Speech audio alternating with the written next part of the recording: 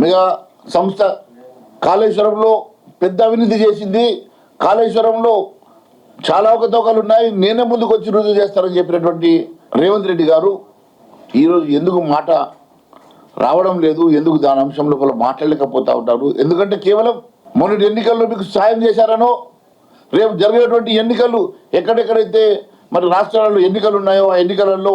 హర్యానా, జార్ఖండ్ లాంటి రాష్ట్రాల్లో జరుగుతున్నటువంటి ఎన్నికలకు కాంగ్రెస్ పార్టీకి మీరు సపోర్ట్ చేస్తారని, మెగా సంస్థ కాంగ్రెస్ పార్టీకి అండగా ఉంటుందని, మెగా సంస్థ కాంగ్రెస్ పార్టీకి మహారాష్ట్ర, హర్యానా, జార్ఖండ్ లాంటి రాష్ట్రాల్లో నిధులు ఇస్తుందని, సమకూరుస్తుందన్న ఒప్పందంతో కదా మీరు మెగా కంపెనీకి మీరు ఈ రకంగా పనులన్నీ కూడా దారదత్తం చేస్తూ ఉన్నారు. నాణ్యత లేనటువంటి పనులు, సబ్ స్టాండర్డ్ పనులతో నడుస్తూ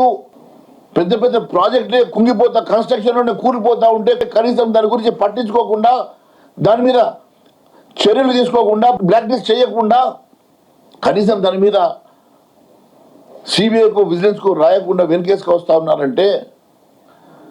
ఈ రకంగానే గతంలో ప్రభుత్వాలు కాంట్రాక్టర్లు ఆలోచించుంటే ఈరోజు నాగార్జున సాగర్ ఉండేదా, శ్రీరామ్ సాగర్ ప్రాజెక్ట్ లాంటి ప్రాజెక్ట్ ఉండేటివి అని అడుగుతా ఉన్నా. 50-60 సంవత్సరాలైనా కూడా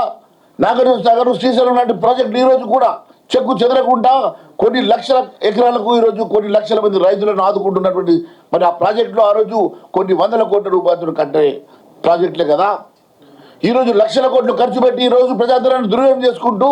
నాణ్యత లేనటువంటి పనులలో ఈ రాష్ట్ర ఖజానాకు